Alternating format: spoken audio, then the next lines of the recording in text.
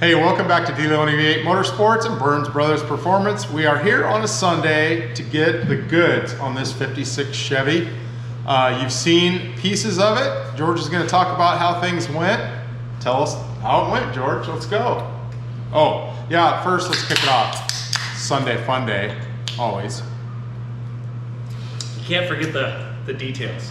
The details, yeah. I'm trying to keep an air gap between the can and the car. Right. Anyway. So, all right. So we've had this car on the channel before. About a month and a half ago, 2.5 months ago, I started pulling this thing apart. It had a wounded 327 in it with holes in the oil pan and other issues. So, anyway, so pulled that engine out, and then Rob. Did you call it wounds? Wounded. It was wounded. Yeah. Okay. It was catastrophic. yeah, it was wounded. Yeah. So anyways, Rob Louthan, the owner of the car, actually built a new engine for it. This is a 409, so it's a 40 over 400 small block Chevy. It has an Offenhauser intake on it with dual fours. I believe those are 600s. And has AFR heads. It's hydraulic roller cam. And it now has a 4L60E transmission in it, Dakota digital gauges. It has ceramic coated headers on it, and then I did a 2.5 inch X-pipe exhaust all the way out to the back. I just finished that last night, and really happy with how it turned out. But this thing, it's funny, you know, a lot of people talk about, oh, it's a small block Chevy, you know, they're all interchangeable, right? Hot rodding. Everything fits, everything fits, everything fits. I've had more trouble putting this small block Chevy in this 56 Chevy than probably any engine installation I've ever had. It was insane. Every little thing that I bolted on, it seemed like it didn't fit. I had to modify it. Even off the old engine, it didn't fit. Like the power steering pump bracket, it was modified with an extra brace. It wouldn't fit the 8-inch balancer, so I had to cut this little extra brace off that they put on there. Somebody added to it. Yeah. I had to cut that off. The water temp sending unit that went in the head, it hit the header, so I had to make a special bushing to upsize it to the right size of the thread in the cylinder head, but it had to be like a close bushing so the sending unit would go in far enough, and then I had to change the pigtail on the end of the sending unit to a compact one that I found on Amazon because the one that came with the Dakota Digital was really long and it hit the header. The distributor cap, this is a Pertronics distributor. I think it's a little taller than the HEI that was in here. Yeah. Because it had an HEI in it before and it cleared the wiper motor just fine. Well, this distributor cap hit the wiper motor, so I had to take the wiper motor off. And the list goes on and on. Every little thing, the radiator hoses didn't fit from the old engine to the new engine. Like I said, the list goes on, and I could spend all day probably talking about the challenges. But it's in. It does run. I actually got it running today. We might fire it up for you. It does have a slight fuel leak, so I tried to address it. I think it's going to have to go back to the guy, Steve Tepper, who built the fuel line system. Everything's great except for one flare. Leaks a little bit. I checked it and it was pretty tight already. I backed it off and tried to put a little on there, and I just don't want to mess with his setup. He did a really killer job on this billet aluminum block back here, custom made for this intake. And it's really a trick. It integrates the vacuum lines and the fuel filter coming from the pump, and then comes back out and goes to the carburetors. And like I said, it's really nice setup that he did there. And then another thing that he had to source was this swivel fitting for the heater hose, because the fitting the threads are right next to the front of the intake. Oh, sure. So that fitting had to be a swivel fitting to put the heater hose on there.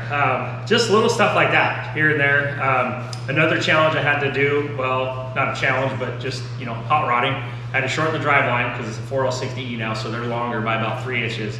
And I do have to move the cross member back. It's still sitting on the original pads that were on there, but it's like 3/4 of the way on there. So 2 of the bolt holes are hanging off the back. So I have to add a little bit to the back side of the bracket that they welded to the frame. Yeah, on the side. The packaging, so it's probably a good thing it's a hydraulic cam, because I'm just looking at the driver's side valve cover. I don't think you can take it off. Yeah, that looks difficult. He even told me, Rob, when I went to go put the engine in the car, I mentioned pulling the valve covers off, and he goes, that's going to be an issue, because I guess it's really hard to get the bolts in.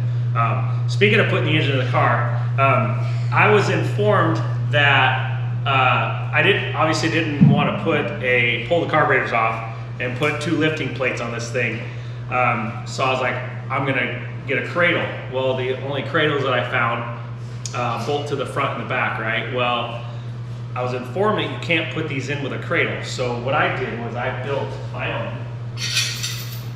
just out of some scrap stuff I had laying around, and I actually bolted it to the cylinder heads where the head is bolted on. And the guy who informed us that you can't do it was half right. So I had the rear chains at the rear of the heads originally. Yeah. And obviously when I went to go put it in here, it was too close to the firewall. Yeah. So I moved the chain forward to the back of the third cylinder back, and I was able to drop it in, and it went in really nice. So it can be done, but definitely not from the back. Yeah. If you do try to do a sling or something like that with one of these things, but yeah, it's all in here. It's all running. I have to program a couple things in the dash for the fuel sender and the speedometer, and then the shifter indicator. But other than that, this thing's ready to do a little carb tuning. It does need some carb tuning. It needs the secondaries jacked over a little bit. I was able to get to this one, but that carburetor has to come off because I can't get to the screw underneath. So yeah. All right. But yeah. Right on. Well, we're showing you this thing. George has talked about it. Maybe we get to see a test drive at some point. Here around maybe. Yeah. So, hopefully. Yeah. So the plan is this thing is actually going to be at the Winter Rods and Speed Show in Albany. Oh, okay. I believe it's the 16th and 17th. That was the big push to get this thing back together for that show. That's where this car was actually headed to that show when it blew up. Yeah. 2 years ago, and I believe they pushed it in the door and parked it, and then he took it back home. It's been sitting for 2 years ever since. So. Well, it shows really well, even though you haven't tuned it or driven it yet. Yeah, it looks great. For sure. Like I said, Steve Tepper built that fuel line system, and it's amazing.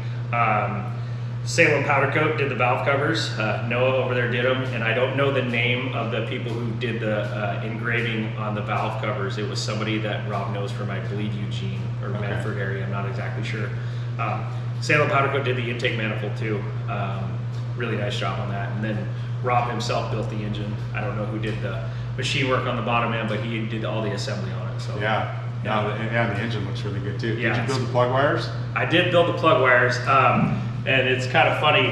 I'd never done it like this before, but Rob was very particular that he wanted the plug wires to all go like 4 this way and 4 this way. And I was like, all right, well, how do we achieve that? So he told me how to do it. Yeah. So you take the one that comes from the opposite side and you run it behind the engine and then back up through the loom. Okay. And I actually, our buddy Brett yesterday was asking me, he said, how'd you get that distributor cap like that? Yeah. And I said, well, it's how Rob wanted the plug wires done. So unfortunately, now I have to do them all like that because it did come out pretty straight, but it was extremely time consuming. I did it when it was still sitting on the cradle is when I built those, and it took a lot of time to do it. And it was kind of a mind teaser trying to make sure that you're getting the fire order right too. Sure. So looks good. But yeah, it came out nice. All right, thanks for watching, everybody. Stay till the end. We'll throw in some outtakes. Cheers. Cheers. Like, subscribe, hit the bell. Please. Hit it.